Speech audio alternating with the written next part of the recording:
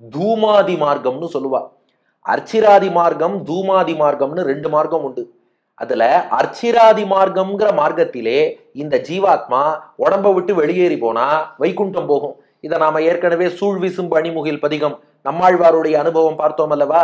அப்படியே வெவ்வேறு உலகங்களை எல்லாம் கடந்து அர்ச்சிராதி மார்க்கத்துல ஆழ்வார் வைகுண்டம் போனார். அதுக்கு நல்ல வழின்னு பேராம். இன்னொரு மார்க்கம் தூமாதி மார்க்கம்னு இருக்கு.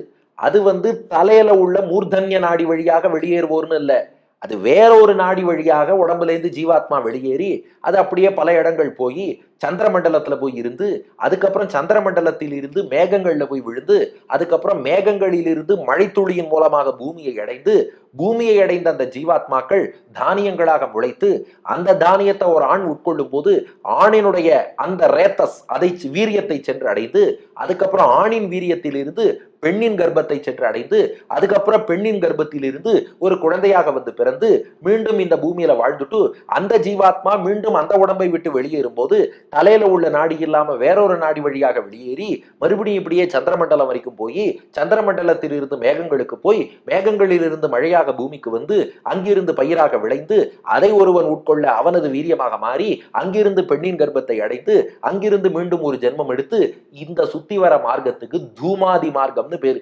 அதுதான் அல்லா வழி. அது மீண்டும் மீண்டும் பிறவி பிணியில் தள்ளக்கூடிய வழி. அல்லா வழியை கடத்தல். நான் அந்த தூமாதி மார்க்கத்திலேருந்தே தப்பிச்சு அர்ச்சிராதி மார்க்கத்துல மோட்சமே போயிடுவேன். எப்ப கூரத்தாழ்வான் திருவடிகளை பற்றி விட்டோமோ தூமாதி மார்க்கம் நமக்கு கிடையாது, அர்ச்சிராதி மார்க்கம். எப்ப ராமானுஜர் புகழை பாடுகிறோமோ தூமாதி மார்க்கத்திலேயும் தப்பிச்சுட்டேன், அர்ச்சிராதி மார்க்கம். அதனால அல்லா வழியை கடத்தல், அந்த தூமாதி மார்க்கத்தில் இருந்து தப்பித்து போய்விடுவேன். எனக்கு இனி யாதும் வருத்தமன்றே.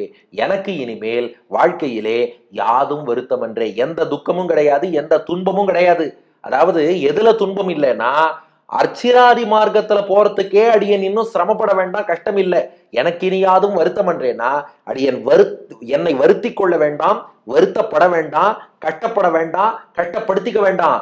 ஏன்னா ராமானுஜர் திருவடிகளை பற்றியாச்சு, குரத்தாழ்வான் திருவடிகளை பற்றியாச்சுன்னா ஆட்டோமேட்டிக்கா சிரமமே இல்லாமல் எனக்கு இந்த குரத்தாழ்வான் சிஷ்யனான அடியனுக்கு, ராமானுஜர் புகழ்பாடும் அடியனுக்கு இனிமேல் யாதும் வருத்தமன்றே, எந்த சிரமமே இல்லாமல் அர்ச்சிராதி மார்க்கத்திலே போயிடுவேன்.